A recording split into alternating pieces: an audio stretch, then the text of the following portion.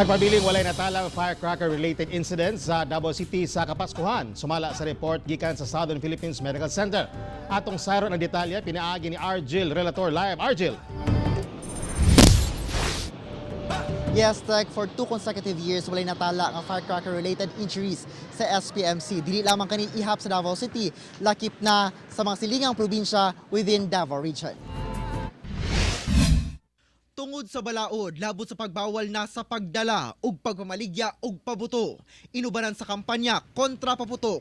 Resulta, nakatala og zero firecracker-related incident ang SPMC, ang pinakadako nga ospital sa nasod nga anaa sa Davao City. Wala say natala nga nasamdan tungod sa stray bullets, stabbing ug gunshot wound.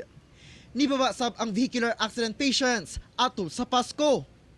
Apa ni saka og usa ang nakahiagom og heart wound. Gikan sa zero case sa alleged mauling o pagpangulata sa niaging tuig, dunay 22 ka natala sa Pasko karong tuiga. Mas okay karon no kay ang census, especially sa vehicular accident, gikumpara namo sa 2018 December 25, gamay lang no ka last year is 25, karon 8 lang ka buok. Bisan pa man sa zero firecracker incident sa Pasko, magpabiling code white ang SPMC, agig pagpangandam sa bisan unsang klaseng atensyong medikal nga gikinahanglan panahon sa pagsugat sa 2020. Ang ginapangandam gyapon namo ka ng mga vehicular accident, mauling na secondary to party, secondary to alcohol intake na sobrahan, mao na siya. Samtang naka-red alert sab ang kapulisan sa pagsugat sa bag-ong tuig. Mas importante ani ang pag-enforce nato ang disiplina sa atong kapulisan. Kinahanglan magikan sa ilang kasing-kasing dili sa mga visible na mga measures na pareha sa muzzle taping. Ugaling dunay mahitabong indiscriminate firing, binuhatan sa mismong pulis o sibilyan.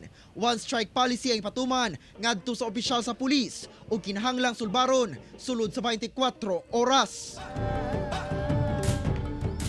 Tagipaniguro ni Police Brigadier General Escobar nga manubag gayod ang head sa police unit ugaling dunay mahitabong untoward incident within no sa ilahang petsa sa red alert sa kapulisan ug panawagan sa mga residente nga makipag-cooperate sa mga security measures ipatuman sanglit dili lamang kini mga firecracker related incidents ang ilang ginabantayan, lakip na ang problema sa insurgency. Okay, daghang salamat Argil Relator.